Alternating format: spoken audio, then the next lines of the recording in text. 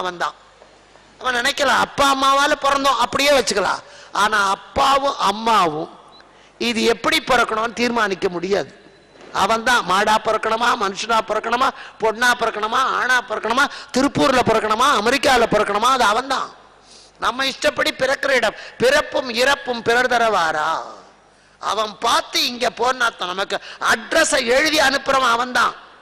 நீ திருப்பூர்ல இந்த தெருவில் இத்தனா நம்பர் வீட்டில் இந்த முதலியாருக்கு இவன் பொண்டாட்டிக்கு போய் ஆண் குழந்தையா பிறந்து நாசமா போ, அவன் தான் எழுதி அனுப்புறான்.